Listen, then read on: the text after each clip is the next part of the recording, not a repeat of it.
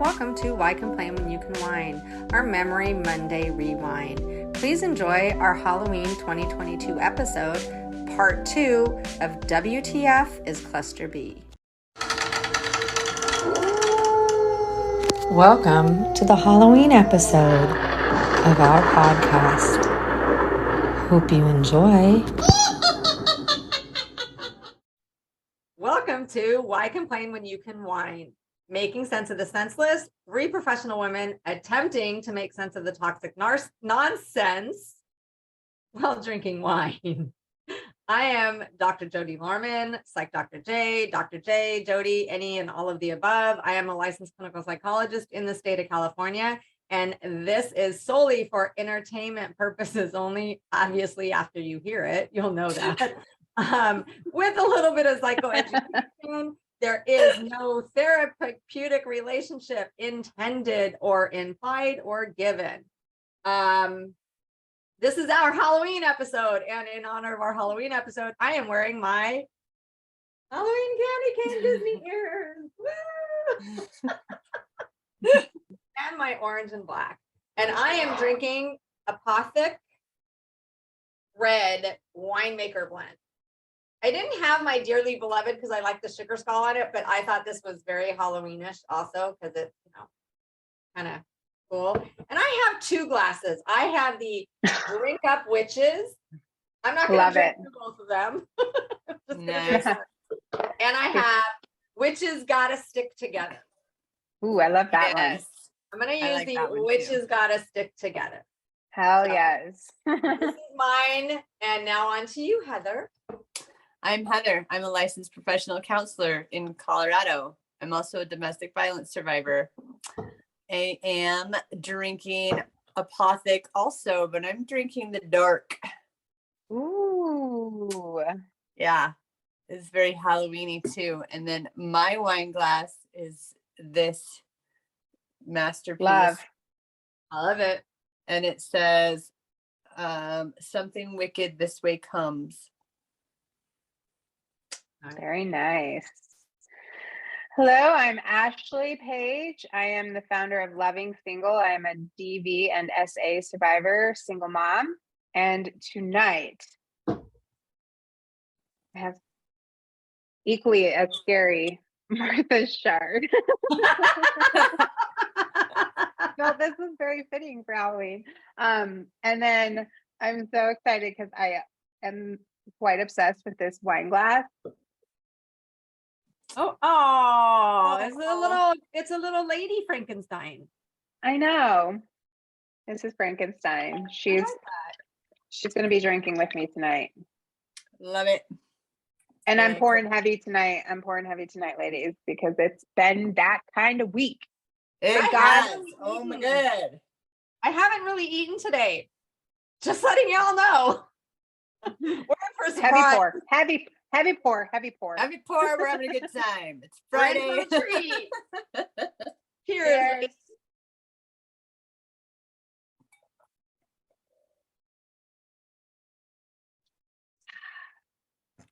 So, what's on deck? How we start? We're making sense of nonsense. Last week or the week before, we talked about the first two of the cluster Bs, ASPD and BPD. Tonight is HPD, Histrionic Personality Disorder, and NPD. Drum roll. Yes. Part two of cluster B. And let me tell you, Narcissistic Personality Disorder is going to be the vast majority of what we talk about. When it comes to HPD, Histrionic Personality Disorder, people don't really know a lot about it. You don't really hear a lot about it. HPD, this is just my opinion. This is not a scientific thing, but in my opinion, HPD, Histrionic, is one of those personality disorders, whereas narcissist and borderline and ASPD are kind of, they want to, in some ways, they have disregard for people, no empathy and all of that. HPD is one of the ones where you're just like fucking obnoxious, Mhm. annoying. They want to be the center of attention. Me. It's always about me, whether it is good or bad. They want to be the center of attention. And let me read a little bit about it briefly. A pervasive pattern of excessive emotionality and attention seeking, beginning in early adulthood. They are uncomfortable in situations where they are not the center of attention. They will often be inappropriately sexually provocative or just plain old provocative. Anything to get attention. Displays rapid shifting and shallow expression of emotions, consistently uses physical appearance to draw attention, has a style of speech that's excessively impressionistic and lacking in detail, shows self-dramatization, theatricality, and exaggerated expressions of emotions, is suggestible, easily influenced by others, and they consider relationships to be more intimate than they actually are. Those are the people that, I guess, the one of the easiest ways for me to describe it. Amber Heard was diagnosed with NPD and HPD. I'm sorry, BPD. BPD and HPD. And I think it was the BPD that really got her into the most of her problems, not the HPD. But those would be the people, this is not one person in particular, but a social media influencer or someone on TikTok who is what people call a clout chaser. They're just out there chasing clout, grabbing onto anybody's coattails. If their views drop, they'll post something very like shock producing, or just like something to get views, to draw the attention back to them. If somebody else is going through drama on social media and they've never even interacted with this person before, all of a sudden they'll do videos analyzing it, making it about them and how this relates to them, and it kind of changes to be about them. And Ashley, I think Heather, I sent it to you too, a video where an example of somebody doing that, taking an incident that happened a couple years ago on TikTok to a creator, and instead of discussing what happened to that creator, they discussed the creator, but then how it applied to, this is what's going on with me now. And it's like, no one cares. No one really cares. It's not really relevant. You're just doing it to get the attention by using this creator to get people drawn to you, to make it about you. So that would be, I'm not saying that is exactly histrionic, that person, but that would be a trait of histrionic personality disorder. Heather. It's a good example. I'm also kind of fascinated by, I don't see histrionic a lot in my work. But I'm always sort of fascinated by like the melodramatic expression of emotion versus the shallow like experience of emotion that they have. Melodramatic's a good word.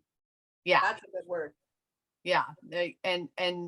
And so you got to think like, yes, you could take like a TikTok creator example, a clout chaser example, and say, okay, that looks like histrionic. And then you have to multiply it a little bit, right? And then you have to expand it out to, this is how they are in every aspect of their life, not just on social media, not just on Instagram or TikTok. So they're at work making big dramatic scenes about everything, being really, really, really, really uncomfortable if they're not the center all the time of attention all the time. And in a delusional, like there's a delusional kind of thing that goes across all of cluster B. They're not really living in reality most of the time. So Their own reality. Yeah, their reality is very yeah. different from what reality actually is. So their main delusion in histrionic is like for narcissistic, it's like this self-importance. And in histrionic, it's their relationship with others as being more intimate than they actually are. It's like they really believe they have connections and closeness with people, some are like people they've never even met. So that it's you got to take these characteristics and multiply them and make them extreme so that, you know, I don't want people thinking that they have some of these traits and wondering if they have a personality disorder. So remember, we all can have traits and tendencies. They ebb, they flow. That does not mean that it's a diagnosable personality disorder. Also, if it has to typically affect your social, emotional, occupational functioning, in a personality disorder, you don't think it does.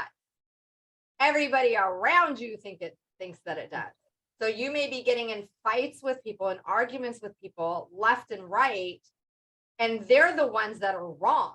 They're the ones that are crazy. It is never you. So the person with the personality disorder does not believe they have any problems functioning socially, emotionally, or occupationally or otherwise.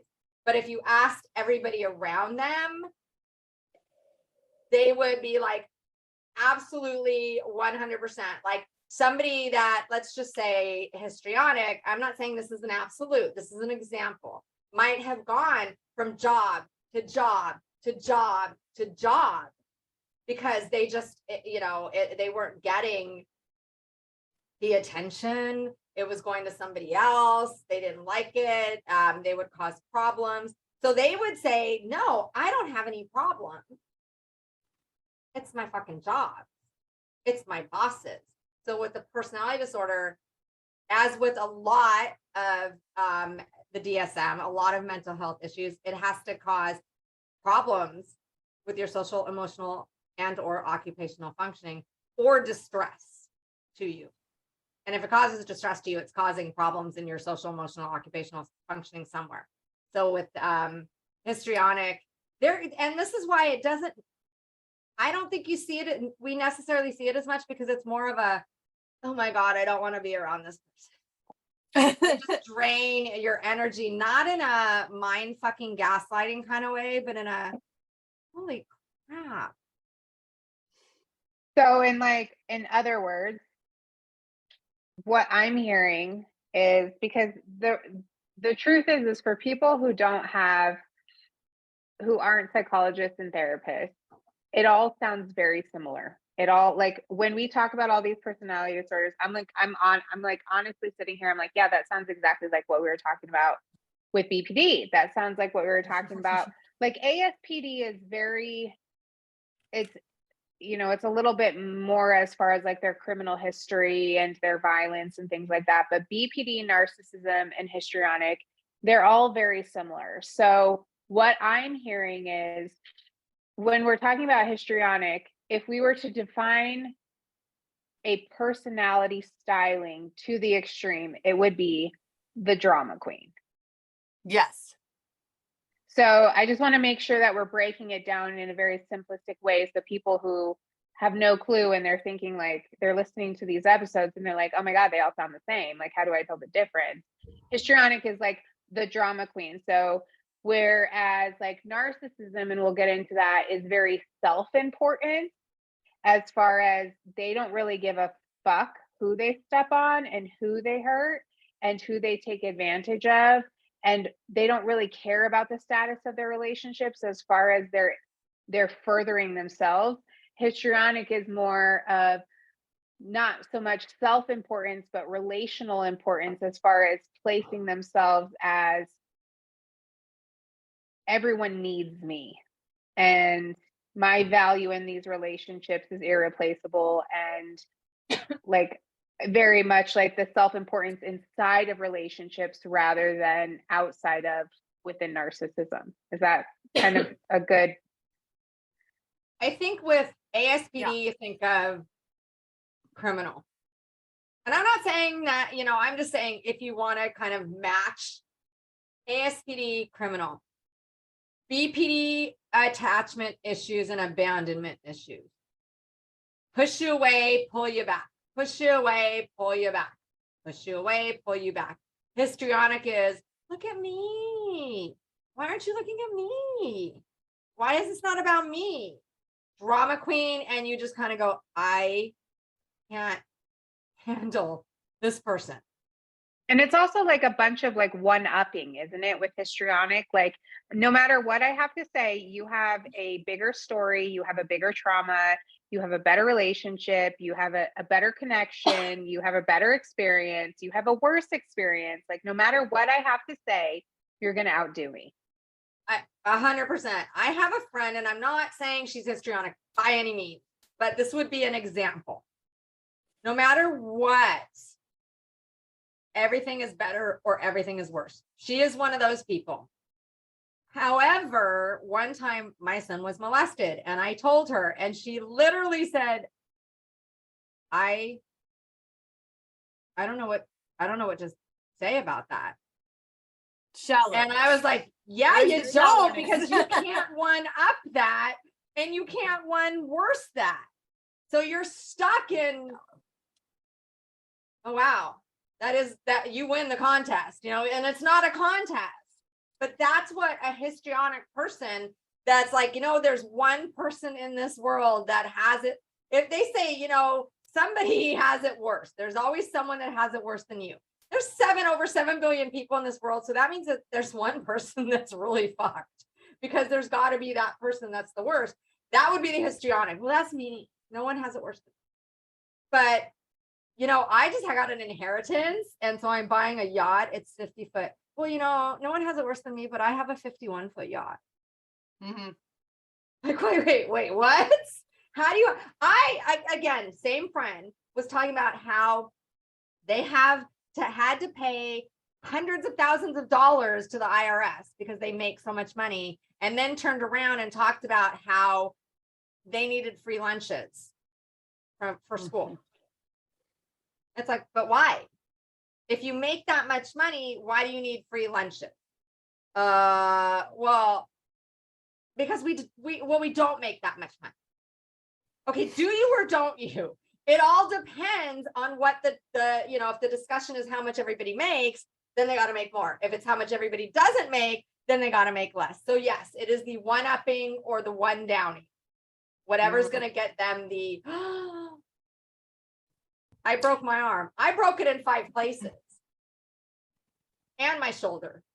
And my So whereas narcissists need the attention and admiration, people with histrionic personality disorder, they don't really care what kind of attention it is. It doesn't have to be admiration, as long as it's attention, as long as it's about them. And then you have to add, the drama queen. They're really melodramatic about everything.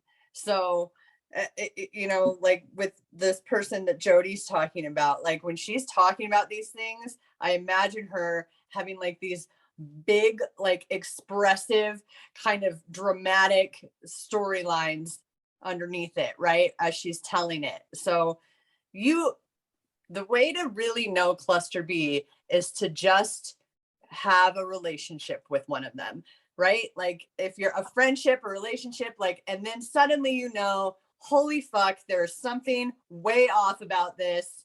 This person is not okay. And so I think that's why it's easier for clinicians sometimes, because we have to encounter these people on such more of a regular basis if they're accessing mental health. And so after enough interactions with the different types of personalities, you just sort of like feel something internally happening with you, and you're like, I know what this is. So, and I think it's really difficult to remain in a relationship with a borderline, to remain in a relationship with a narcissist. Yeah. I think that you can remain in a relationship with histrionic, but it is that reaction that you just had, Ashley, of, oh my God. It's like, that's what you do every time they open their mouth. You're like, yeah. People that don't know them will be enthralled by their stories. Right. Well, so what I was going to say was, I can look at my life, and I can, when we talk about ASPD and then BPD and then narcissism, I can give, I'm familiar with someone who's very, very ASPD. I'm familiar with someone, or my ex has BPD. I'm familiar with someone who's very much a narcissist.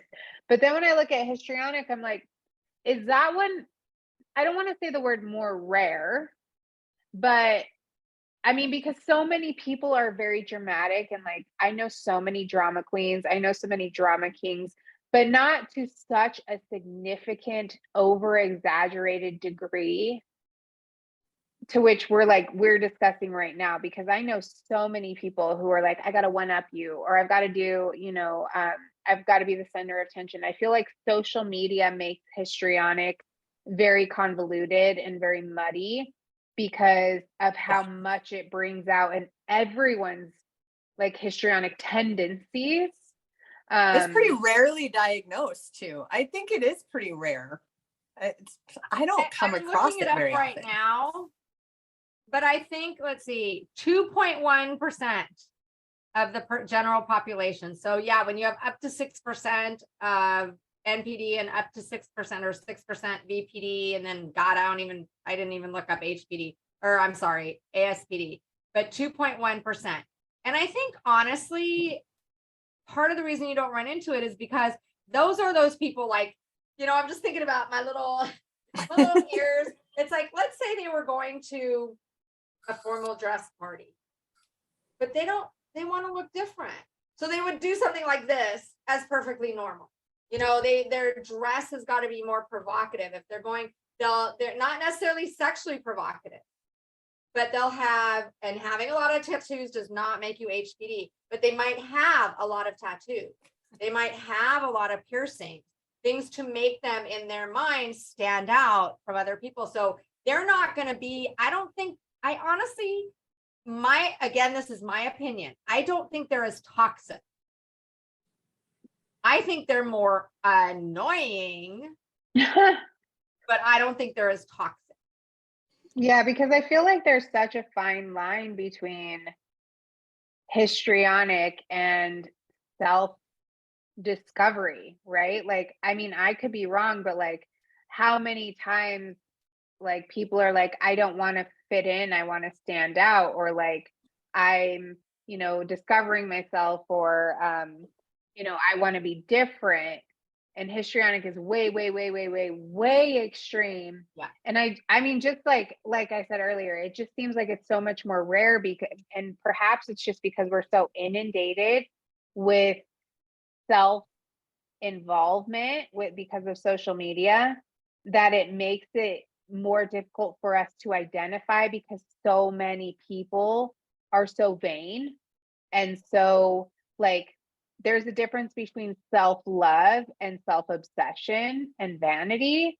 And so I feel like it makes it harder for us to identify of the histrionic, because just the obsession with self is so prevalent these days that to be able to identify it to such an extreme is difficult. Because I mean, I'm like, well, hell, either everyone's histrionic or I don't know anyone who is.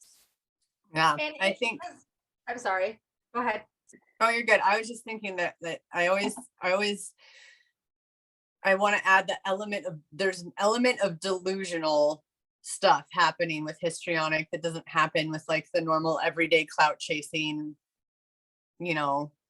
self-seeker in the world. Like there's an element in their dramatization of everything that is not reality based. And that's what makes it easier, I think, to differentiate from the rest of the population that just has a collection of these traits that are fairly normal now because of social media and other reasons. But I think there's just an extreme element of lack of reality that these people tend to have, and just a disconnect from actual relationships with people, where other people with these kinds of traits can still interact and have relationships with people, even if they're kind of obnoxious sometimes, or they're, whatever, but you can still, they can still function in the world. These people have a really hard time functioning in the world and in relationships because they're so beyond what reality is that it just doesn't work for them.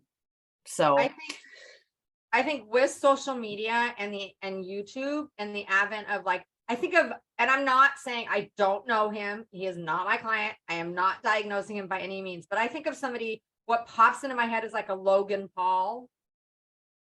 Like if you know anything about Logan Paul, he's a big YouTuber. I think he started on YouTuber. Now he does boxing or MMA.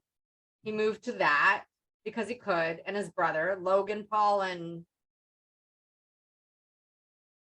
people are going to listen to this and be yelling at the screen, at the podcast if they know who these people are. Not us. We're like, okay. You know, he just, because Logan Paul moved to Puerto Rico or something to take advantage of the tax laws, but then he had to weigh in on Bad Bunny and Bad Bunny's things. And it's like, Logan Paul, you're not relevant and in the same league of Bad Bunny. So Logan Paul, Jake Paul, I think is the other one, the brother. But it's like they have to be relevant. They have to be seen. They have to be over the top. One of the Pauls, I want to say it's Jake Paul. I don't follow them. I just happen to see them. One of them bought a baseball card, like the most expensive baseball card, diamond encrusted, went to Dubai, did a video on it. Look at me. Look at how great.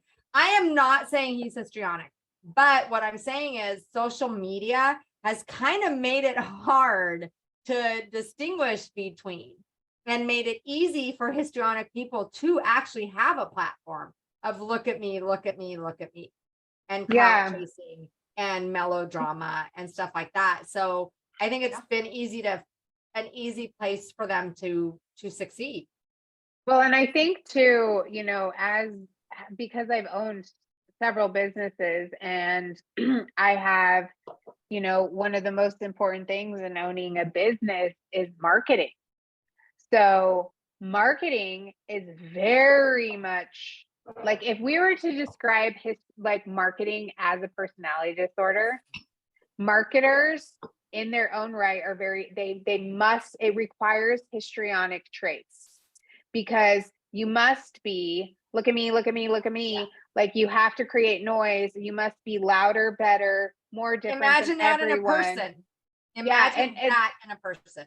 That's what I think of is like when I hear like everything I know about marketing in order to market a business, in order to be seen and heard in the sea of noise with all the other businesses, you must be overtly exaggerated or overtly stand out or overtly either provocative or controversial or any of those things. And so I'm like, God, is that what makes marketers so great? Is those histrionic tendencies? But that's what I think of. And so understanding the difference between, you know, there's a certain level of like balance, and also it's so hard because I feel like histrionic is the most rare of all the personality disorders in cluster B, that it's difficult for us to find a very credible source for us to look at, because either Hollywood, social media, or marketing makes it very hard for us to differentiate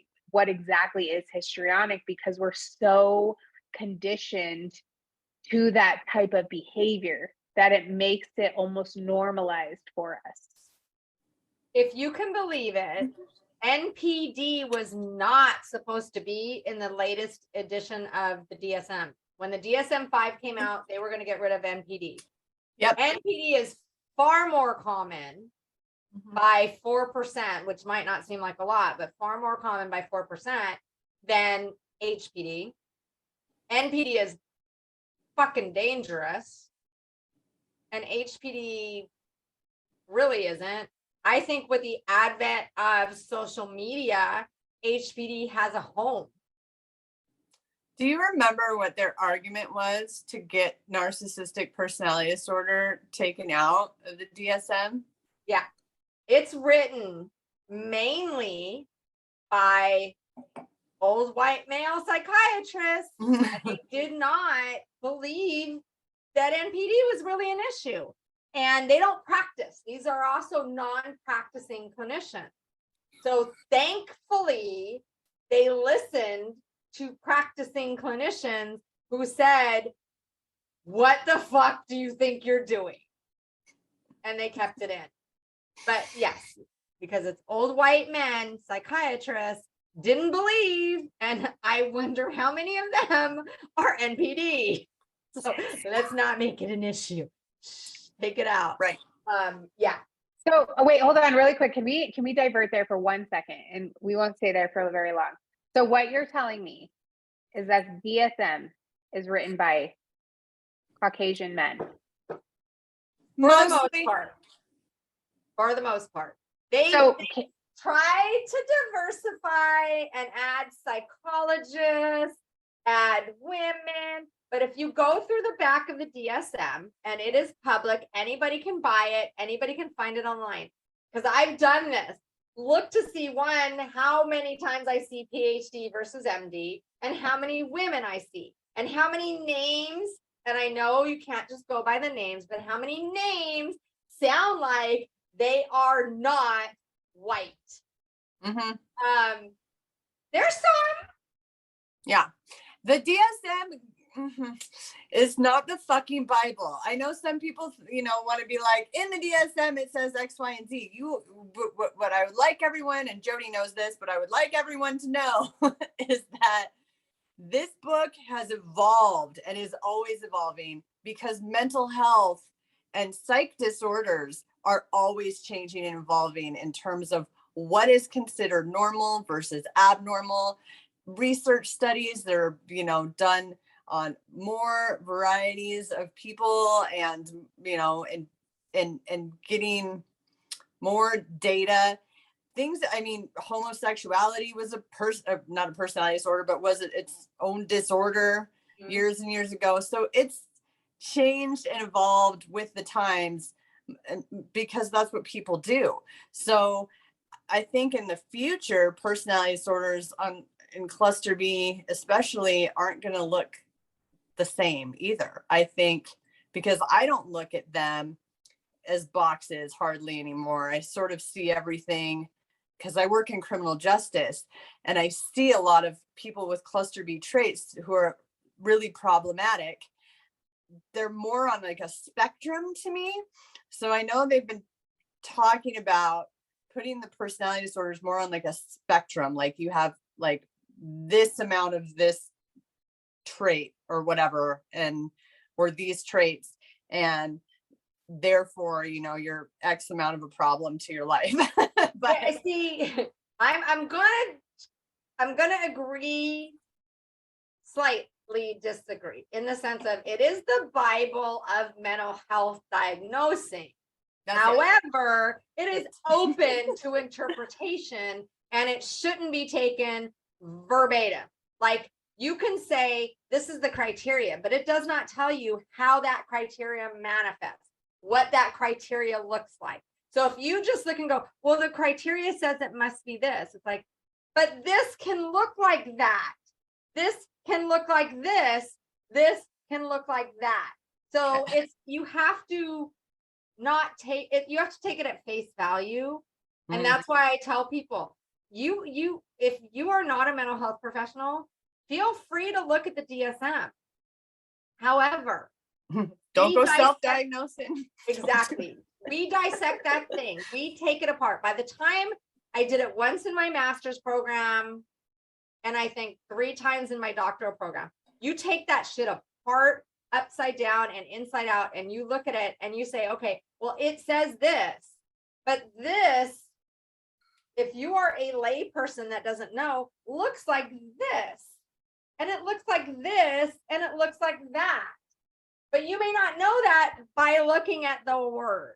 So yes, it's the Bible for diagnosing, but it's not just like the Bible in general. Everybody interprets it. How many different interpretations of the Bible are there? So right. There's different, so you read this and you say, okay,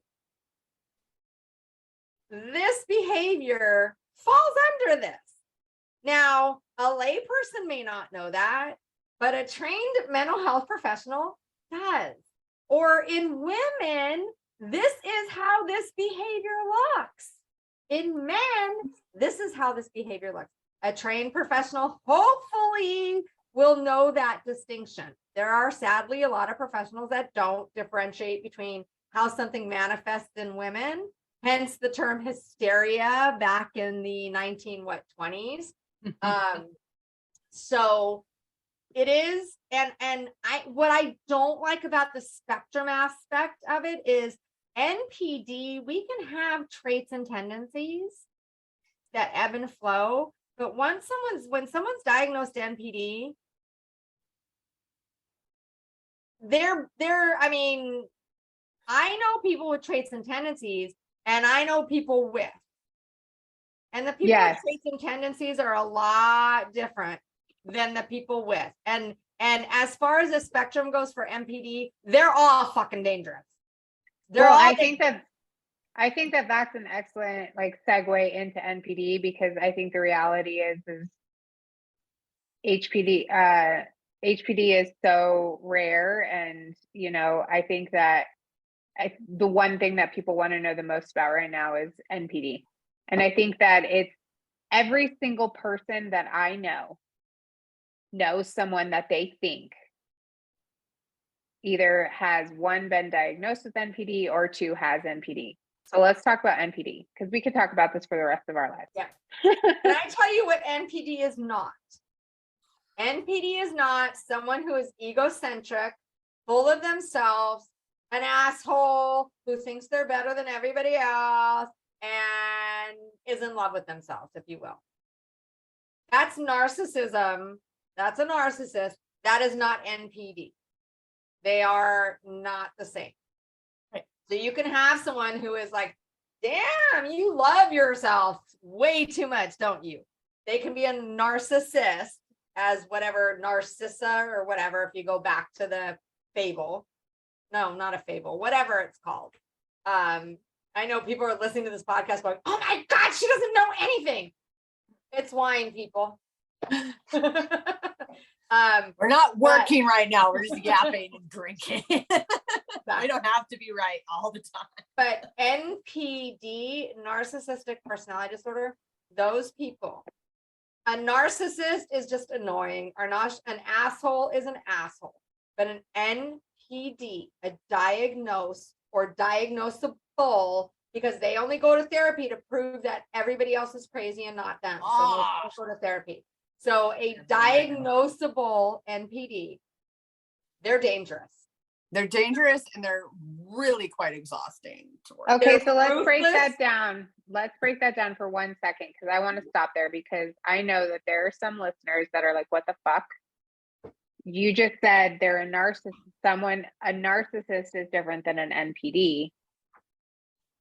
Now, for myself, when I'm creating content, I talk about narcissistic people versus NPD, a truly diagnosed DX narcissist. So when I'm like, damn, you're very narcissistic, like I myself am even careful calling someone, being like, he's a narcissist, she's a narcissist, but being like, you're very narcissistic. Full of themselves, egocentric, that kind of narcissist. Yes. Okay. Yeah. And I'm really glad you make that distinction, because it's really important. Mm-hmm. Yeah, because it is truly, truly different, because I can be very extremely narcissistic when you put me in specific settings.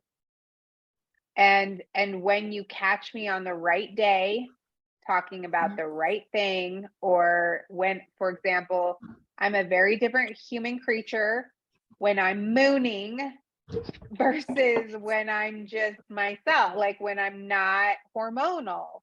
So there will be different traits that are brought out of me. So I want to make sure that we're making that distinction.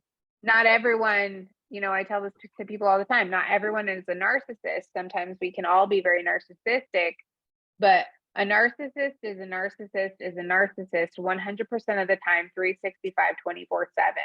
And it's not an ebb and flow. This is who they are in their DNA. And I don't want to be like obnoxious about it, but no. And that's true for all the cluster B. It's who they are in their DNA, right? It's not just a trait. So and the thing with NPD is they can be very successful. yeah, it's a They can be they can be good CEOs. traits to have to get by in the world. Yeah. They can be presidents. They can be CEOs. And have been and are. Because they have no qualms about fucking over and stepping on people to get to what they need and what they want. So within that space, all right, I know that I've had several conversations with a human being that we all know and are currently dealing with, Picasso, that, you know, gonna drink to that. We all needed a sip of wine for that. Sorry. Where I hate to say this, but let's talk about this for a second. And I don't want to say this, but to a degree, as much pain as the narcissist causes us, when we talk about how successful they are, the world would not be the world that we live in. And although in many ways I don't like the world that we live in, but there are lots of narcissists that hold high positions in certain places. For example, surgeons. There are some surgeons that, I mean, listen, and if you're an ER doctor or something, and you have very little attachment and you just get the job done. And I mean, like, there's a reason I'm not a nurse. There's a reason I'm not a doctor. There's a reason I'm not a coroner, because my empathy is too high to handle that level of trauma and that level of horrific experience. So to a degree, narcissists are required in society. Is that true? Or am I completely false in that? They have conquered worlds, right? Like they serve a purpose, right? I mean, to a degree. They have served a purpose and don't really understand why and don't believe that there is a problem with being the way they are. And then they try to have human relationships with people. That's where we fall short, right? Yeah. And here's the thing with NPD, and I'm not going to read the criteria, but I did a video that said NPD, they're all abusive. And I got reamed by those who don't know NPD. And I said, it's in the DSM.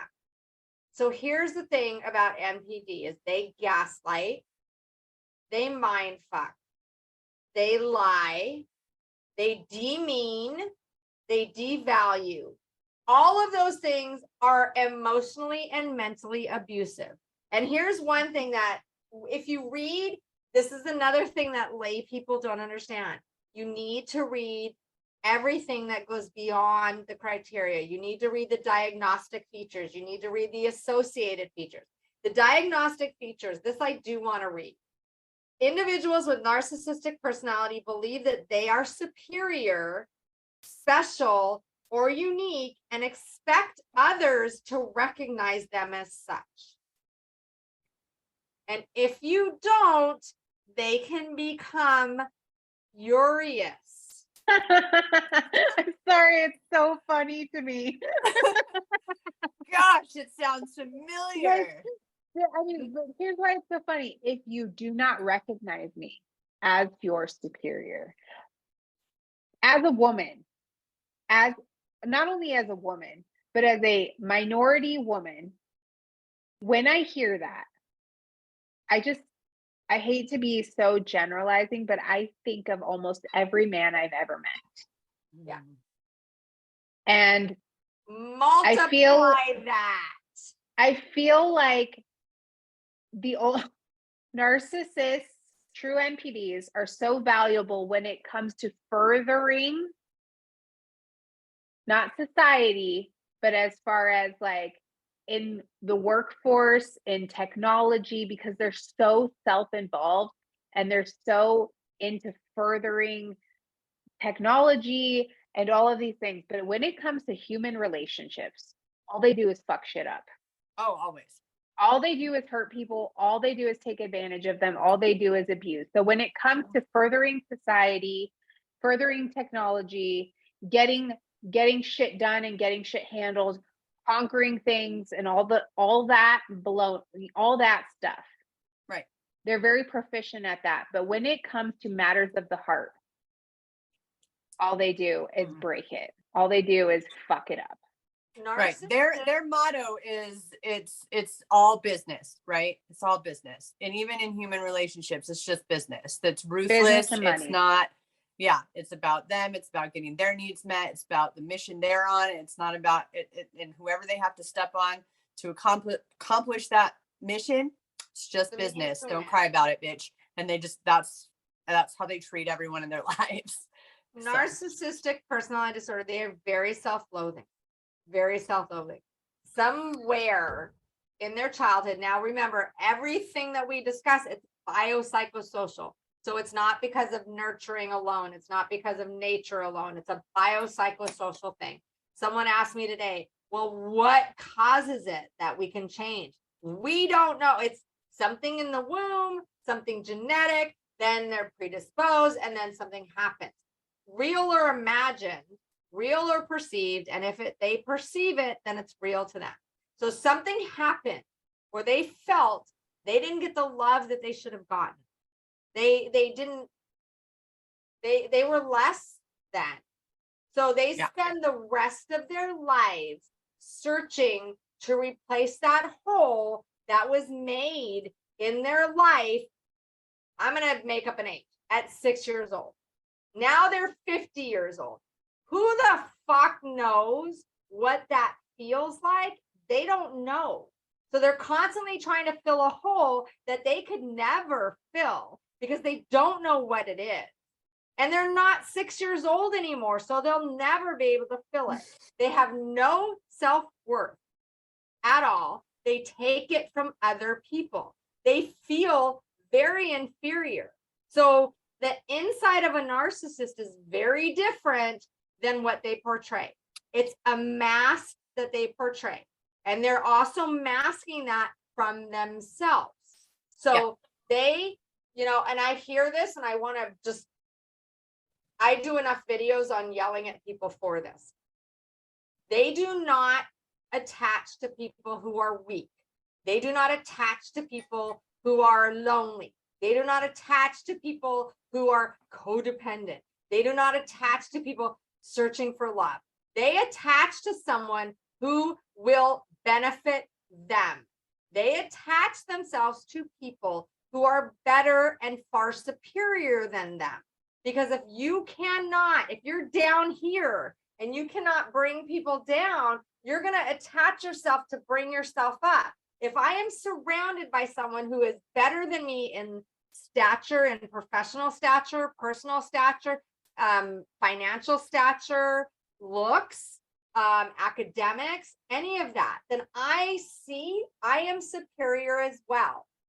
Yeah. So basically what they're doing, I have a couple of things. So basically what they're doing is they attach themselves to people who have the things, are the things that they feel like they're lacking in order to use those people as stepping stones to get to where they want to go.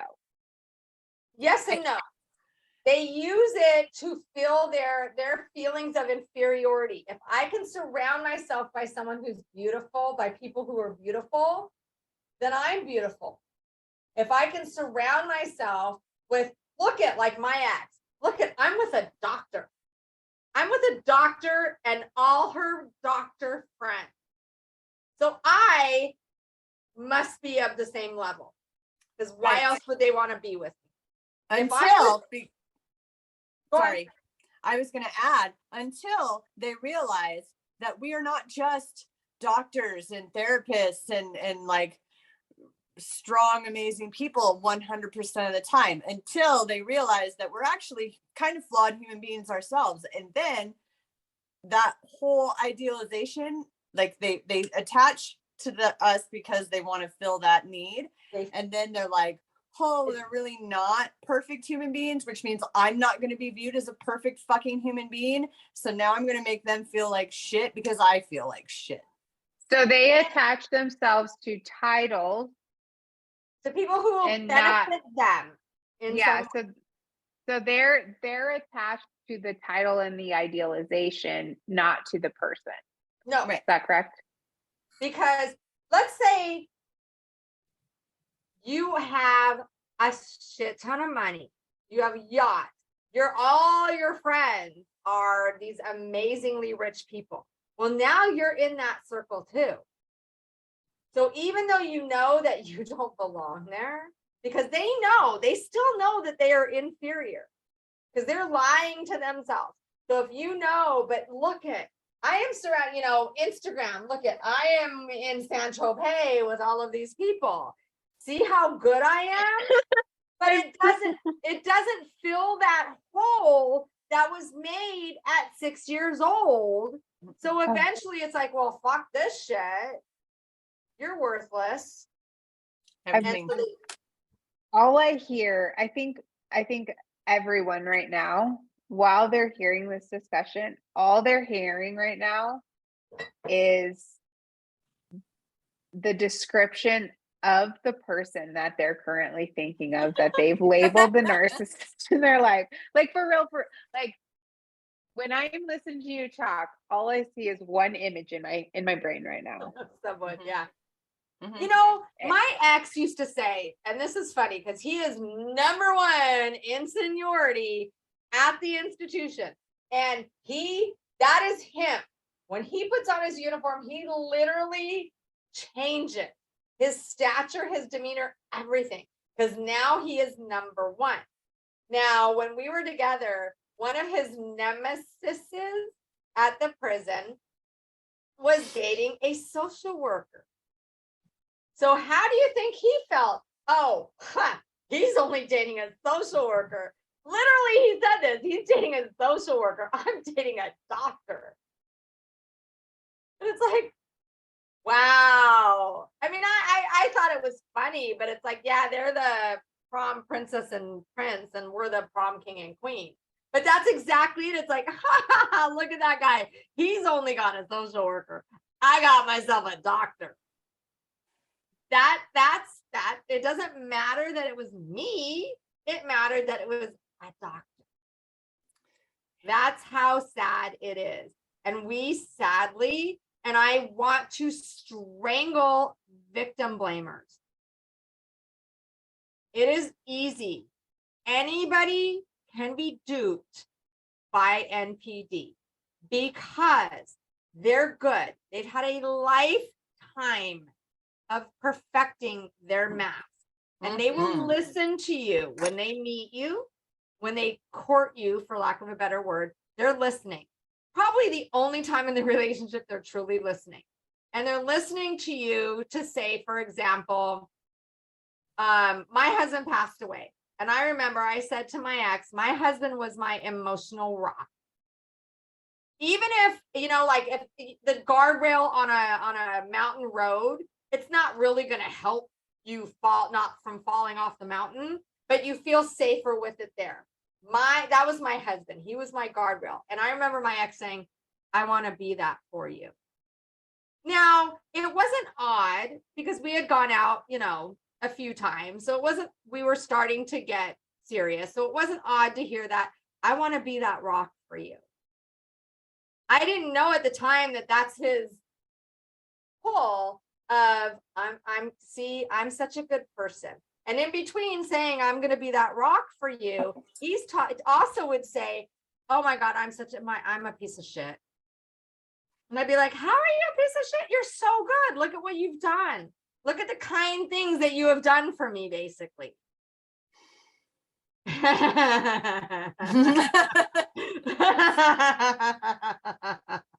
Yeah.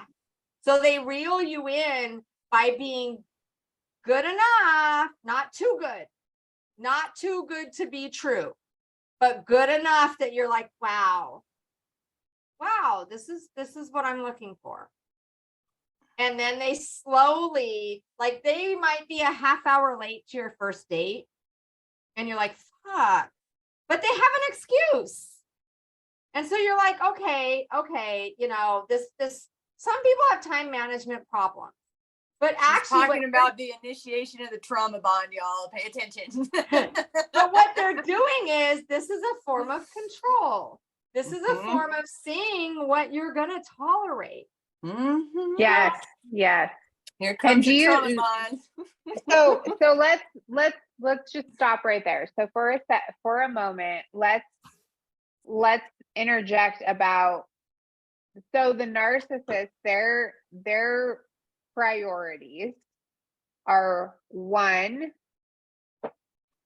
I would say, this is what I would say based on my experience with the narcissist, is their number one priority is to be in control. Yep. To be in control of the circumstances And of you. the people, the outcome, and the narrative. So the narrative. Thank you for saying that. Absolutely. I mean, literally, because they have to ensure, this is based off my experience with narcissists, the most important thing is that you are abiding to the story that they've created up here in their brains, and that you are stay in your lane, play your role, abide by the rules.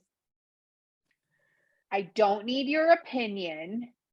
Do what I say or get the fuck out of here.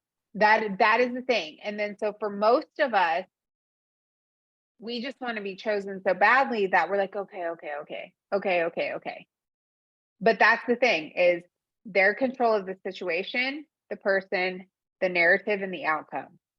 Because is it because they feel so out of control that their 6-year-old, 2-year-old, 5-year-old self is so out of control that now in their adulthood, that the only thing they care about is micromanagement, the control of every single piece and every single item. And if you step out of line, I'm going to discard you and find someone who will stay in their position and will stay in their role.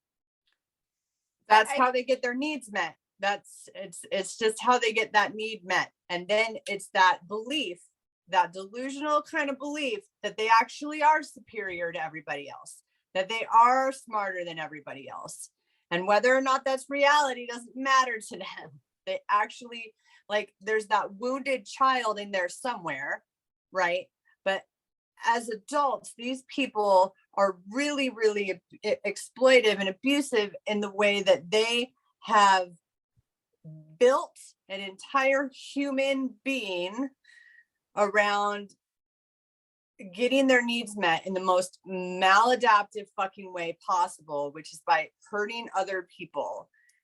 And that's not about taking care of their little inner child anymore, because they absolutely don't even give a fuck about that anymore, because now they really have built a personality that believes they're superior to everybody else, if that makes sense. Like, these aren't people that have the ability to have the insight that there is a wound to even have worked on, that need is getting met.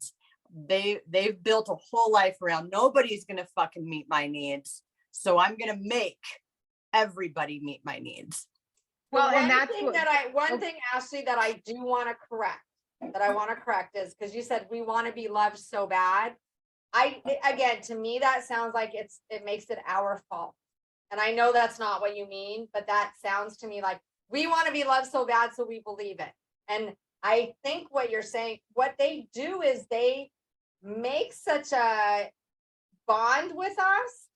We bond with them, that when because they don't blast their NPD in the beginning, and we grow attached to them, so that when the NPD starts to come out, we've fallen in love with these people. And it's not that we want to be loved so bad, it's that we thought that this was an actual true real. Got a glimpse of this great relationship, this great potential. Where is it? If only if they would stop lying, if they would stop doing this, we can have that potential that I saw in the beginning. So it's not that Yes. we want to be loved so bad, it's that we want that potential that we saw, that they gave to us. Where did it go? Well, so Where did it I'll be, yes, I agree with you, but I'm gonna be And yes, super we want to fucking be honest. loved. Who doesn't? I'm gonna be super fucking honest. I came to a very hard realization with myself that I was absolutely 100% desperate to be loved. I was desperate to be chosen because of my own trauma. I was willing with my ex. I felt, because of my trauma and what I had gone through my childhood, and then being raped as a young teen, like as a teen in college, I was willing to stick it out with him because I felt like all that I want is love. And I can change. I can become what he wants. I can do everything. I would just tell me what to do. Tell me how high to jump. Tell me how low to crawl. But that was after he already got you. That Exactly. was after. See, that's what I'm Exactly. saying is, don't blame yourself that you got into this desperately wanting love. He had already shown you, and that's what you wanted back. He showed you love in the beginning, didn't he? Oh my God, he worshiped the ground I walked on. And that's what you wanted back. So that's what you were willing to go through hell and high water to get back. Because I know also when my ex and I, before we split up, and he was gonna go with this new supply, and he's like, well, this wasn't working in our relationship. And I'm like, I'll work on it. I'm so embarrassed right now to say this. And I'm embarrassed for myself, but I was like, I'll work on it. What is it that's not happening anymore? Let's get it back. What do I have to do? So it's not that you're desperate for love. I think you were desperate for what they gave you and you wanted it back. Because I think when you say you're desperate for love, that sounds like he picked you up and manipulated you. Well, he manipulated you off the bat, but that you were just this weak. Don't blame yourself is basically what I'm trying to say. Right. He manipulated you. It's not our fault that we got played, but it's certainly relatable to know that when you're vulnerable enough, these are the people that tend to fucking come into your life when you're vulnerable, and it's like they can smell it, and they're like prey off of your vulnerabilities because they listen to you, and you give them your vulnerabilities, not intentionally. You don't pour out your pour out your vulnerabilities. Through the course of a relationship, you open up your heart, you open up your inner secrets, you open up, and then they turn around and weaponize it against you. And you're left with what the fuck? What did I do? Let's get this back. By then you're already bonded to them. That's a trauma bond. So I want to, Ashley, please don't say you were so desperate. Yes, you were desperate to go. I was hella desperate. And I'm not blaming myself. You were desperate to get back that love that he gave you in the beginning. If he didn't give you that love. There was that, but I'm not blaming myself. Okay. I'm not. It's a self-awareness that my trauma comes from being not only my 9-year-old self when I was molested, but also my mother wounds that I experienced as a child, where I felt completely emotionally abandoned and I didn't feel like I had the love and the acceptance that I needed. And I remember being in 6th grade, 8th grade, 9th grade in the shower, getting ready for school in the morning and thinking to myself, no one's going to love me. All that I want is love. All that I want is to be loved. All that I want is to be accepted, but no one's going to love me. I'm not good enough. Like, I remember the only thing I wanted in my life was to be loved for me. And so just reaching, please love me, please choose me, please accept me.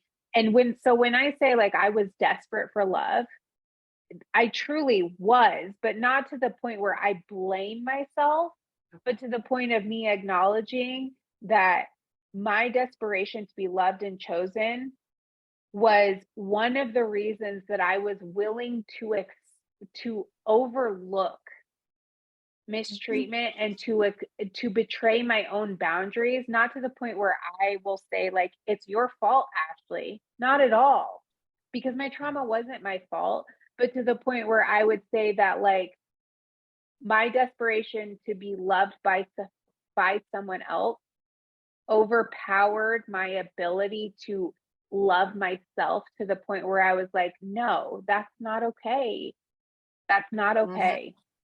But remember, Ashley, because I know when my husband passed away, before he passed away, shit happened.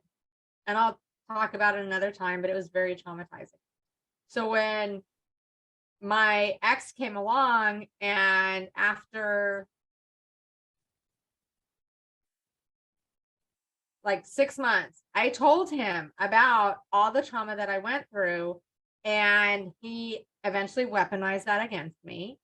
But so it was hard for me to trust and to love and all of that. And he swore this was, never going to happen, on and on and on. So yeah, I get I was desperate to be loved. I was desperate for, if you will, the love that he had showed me in the beginning that was kind of validating, that helped me with the trauma that I went through with my husband, and the potential of, okay, I can have this again.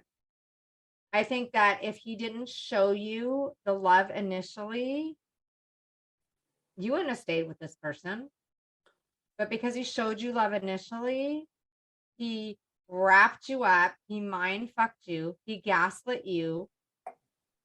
And so then to take that love away, then you're desperate to get it back as well, because you had a taste of it and it was good. And that's how a trauma bond is also formed.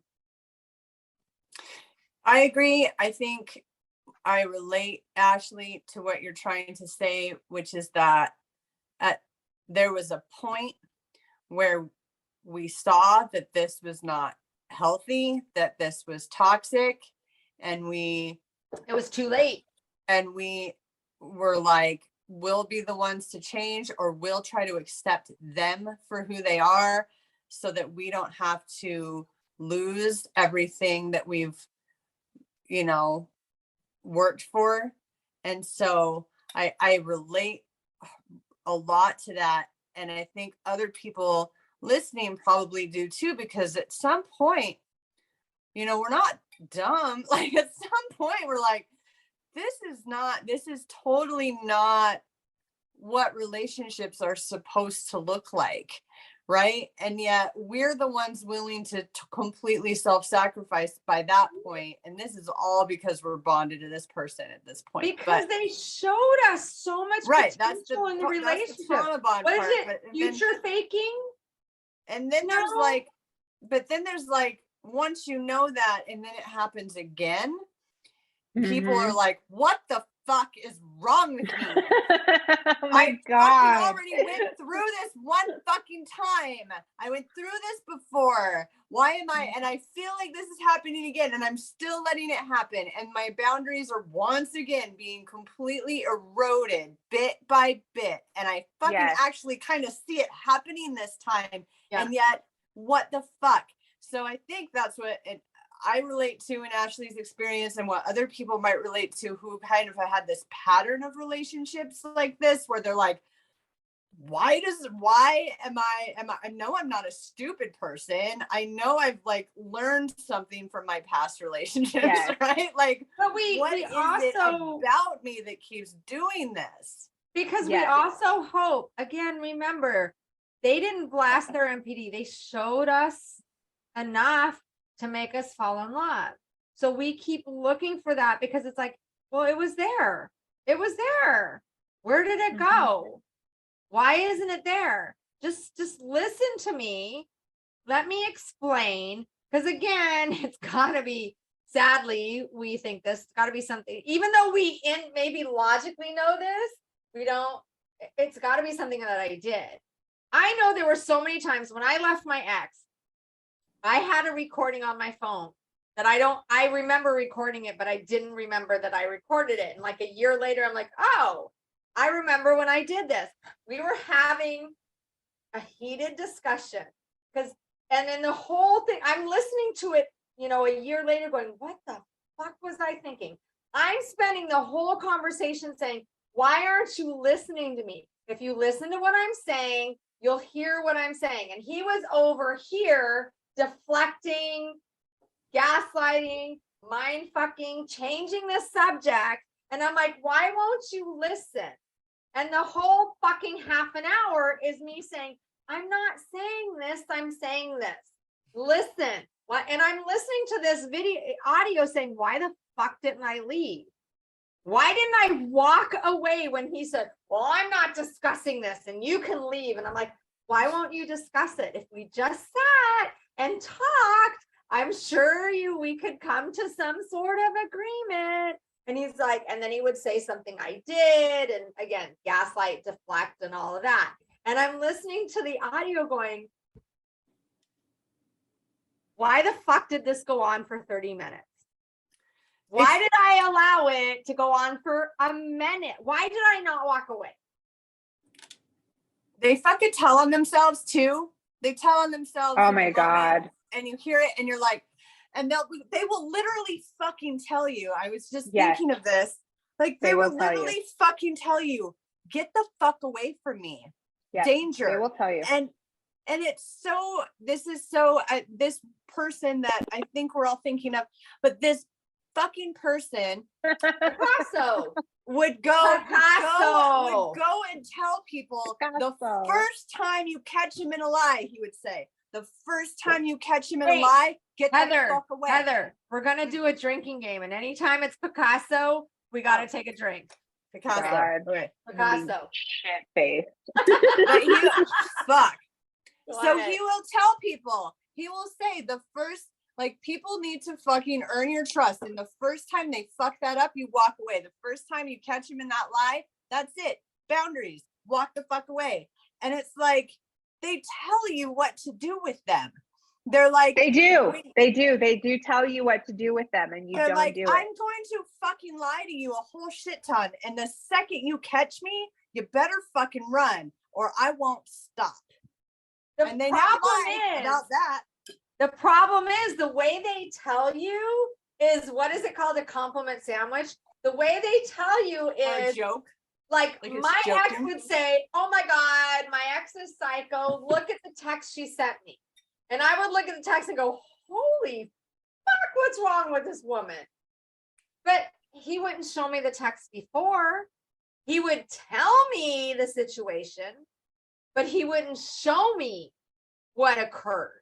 So again, they'll give you bits and pieces that in hindsight, you're like, fucking idiot.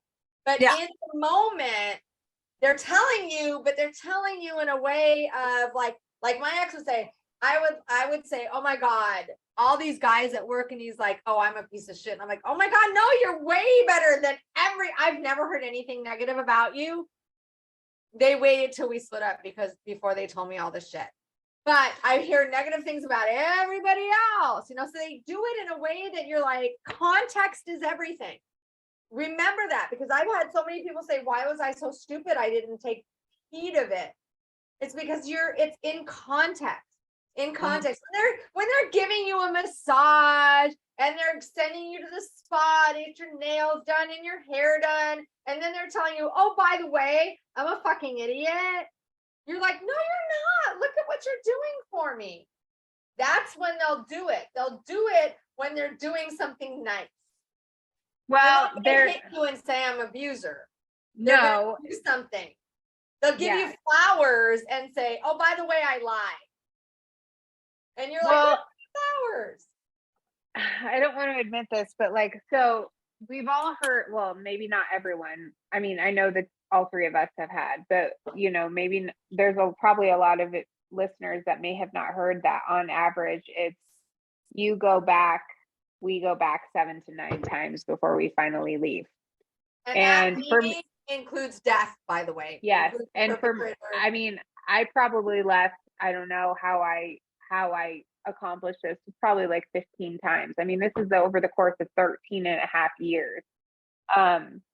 Well, 15 now, but I literally, after about the 5th time I left, there was a different thought process in my mind where it was very self-important on my end, where I was like, my love can change him.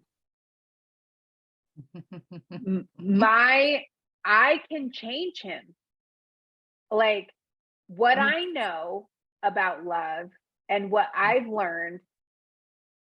I mean, I remember thinking this, like, I can change him. It's fine. It's okay. I can change him. Like, I just need to take the criticisms he's told me. I need to maladapt myself and also like implement this grandiose love that I have, which is life-changing. And then he'll come to terms and I can fix all of this. You are screaming the codependence anthem right now. Oh my this God. Is what creates codependency in people is abusive people like this.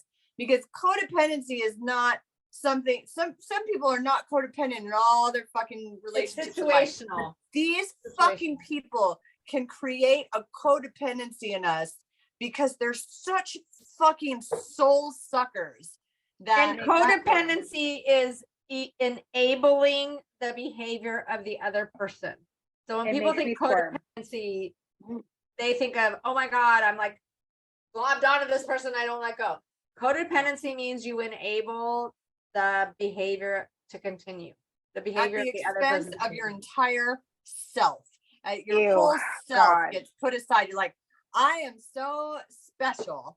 Like I did the same thing, Ashley, with my ex. I was like, there was a part of me that was like, well, I'm a mental health therapist now and I work in the criminal justice system, so I can handle him and I can be the one that changes him after all of the other people he's been in contact with that haven't been able to change him.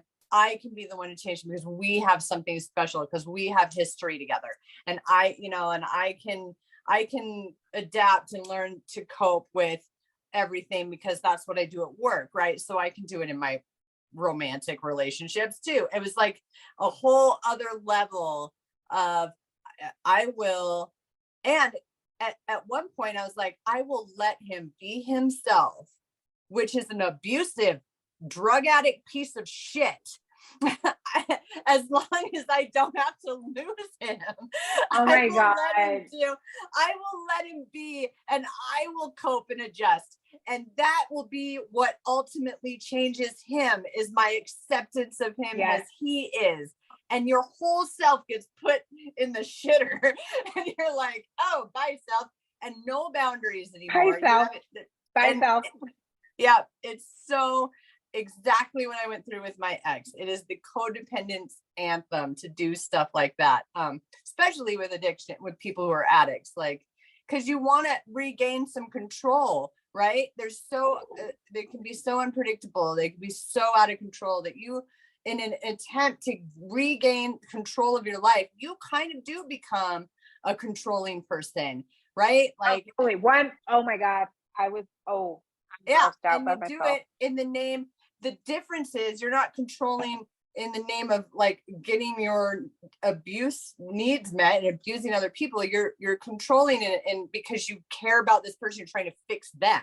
Like, I will fix you, and it's all pretty delusional when I look back at it because it's like, are you serious? That's how you already know that's how that codependent shit works, and yet you walked right into it. And part of what got me out, like the 4th time, because it took me 4 or 5 times leaving, or being discarded, one of the two.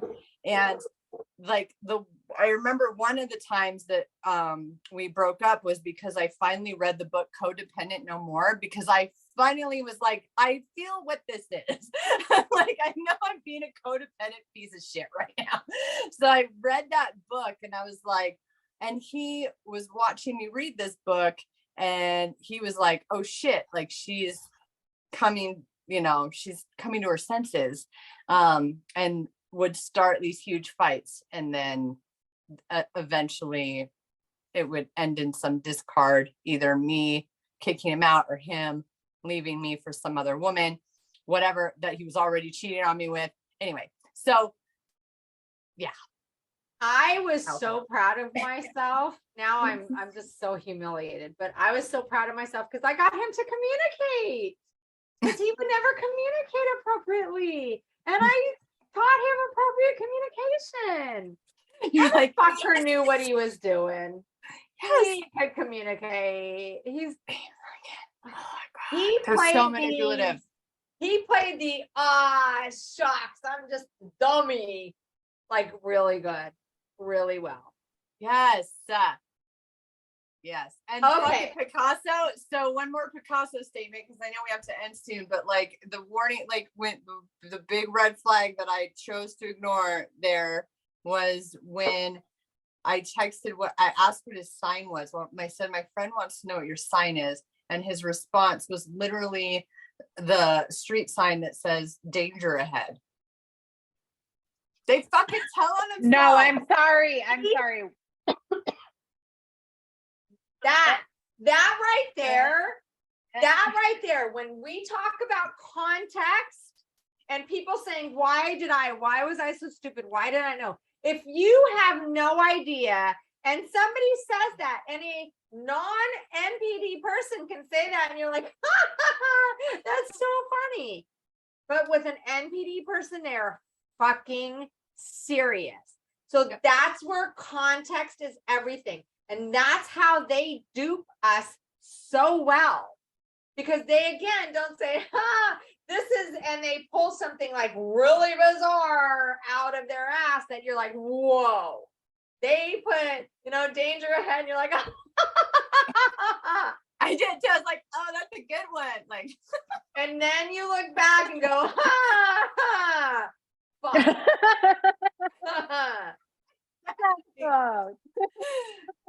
Yeah. So, ladies and gentlemen, that's narcissistic personality disorder. we have so much more to say. We are coming to the end, so we have to wrap it up because we want to keep you guys I'm going to do this every time. I had nothing to eat, so you have to understand. This is why complain when you can whine. So if you don't understand that we've been drinking wine, then this is not the podcast for you. So yes, we're professionals. Yes, we can drink wine. This is not therapy. Anyways, so we are coming to the end. We've got to wrap it up because we want to keep your attention. We want to have you come back, but we will 100% guaranteed. I don't like to speak in absolutes,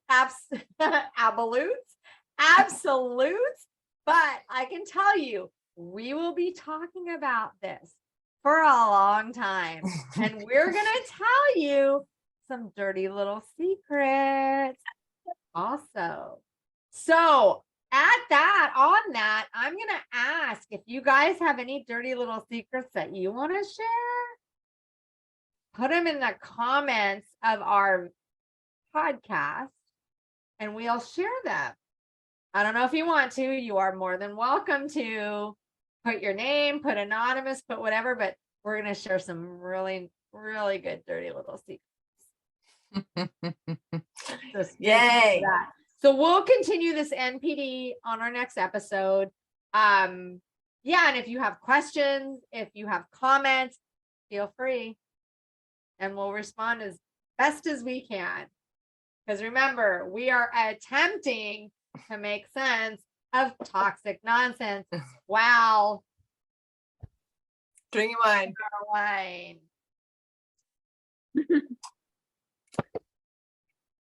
See you next week. Have a happy Halloween. Woohoo! Happy Halloween.